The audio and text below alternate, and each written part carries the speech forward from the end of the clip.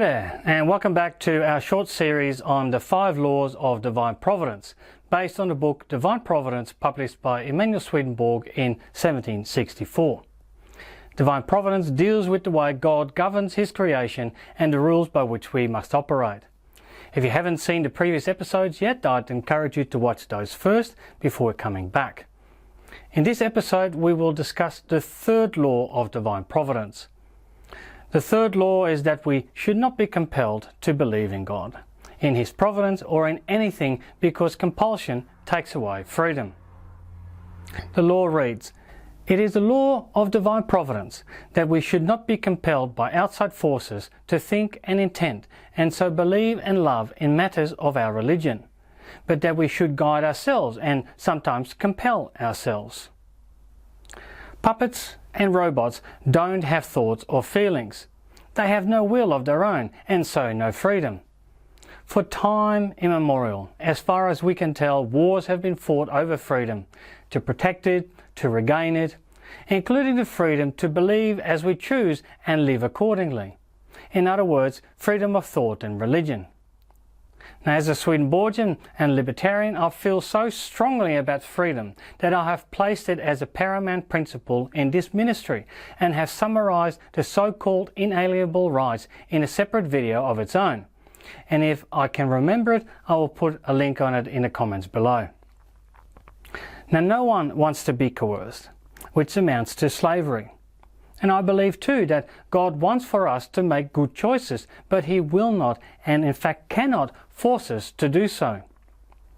God's will is that each and every one of us gets to heaven by actually choosing to live a heavenly life, a heavenly state of mind, which is so beautifully promised in and depicted by the Exodus story.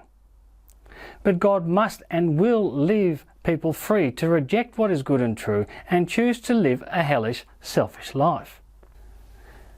In Divine Providence, we read, we can be compelled to say that we think and intend something, or that we believe and love something. But unless this is or becomes a matter of our own desire and our consequent reasoning, it is not something that we really think, intend, believe and love. We can also be compelled to speak in favor of religion and to act according to religion, but we cannot be compelled to think in its favor as a matter of our own faith and intend it as a matter of our own love. Swedenborg writes that no one can be reformed by threats and punishments, or even by miracles and visions of the afterlife. In order for our faith to be transformative and real, and for our spiritual reformation to be effective, we have to examine ourselves in the light of the values we hold and profess, and judge ourselves if we are living in accordance with them. In other words, we have the responsibility for ourselves to check if we are true to our beliefs or not. It is only when we voluntarily and consciously choose to act in accordance with our faith that our character change takes place in reality, that we see real change to our mental state, reforming our mind and spirit. An external event like a miracle may make a big impression, and it may even force us to rethink our beliefs.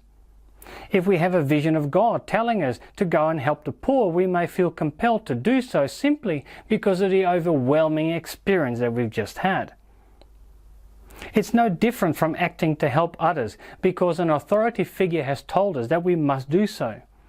If we have not consciously chosen to become a better person, to do good simply because it is good, then our inner selves are not changing, and deep inside is where it really counts.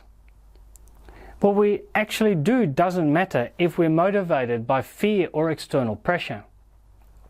For the same reason, people who have a mental illness or who suffer from some other disability that prevents them from using their freedom and rationality are not held spiritually responsible for their actions. This also includes emergency situations where a person is acting out of instinct or desperation, or times and places where people are genuinely ignorant of spiritual truths. It is for this reason too that deathbed confessions are of no real value. while last rites being read has no effect on the spiritual state of the person, and so the quality of the afterlife that correlates to that person's character. Furthermore, this law gives us a great hint too as to how we should engage in introspection. That is, we need to consider the thoughts and feelings that we would prefer to act on and give life to if we had no external forces pressuring us to comply with other expectations. Because it is those thoughts and feelings that define us, even if we are not acting upon them.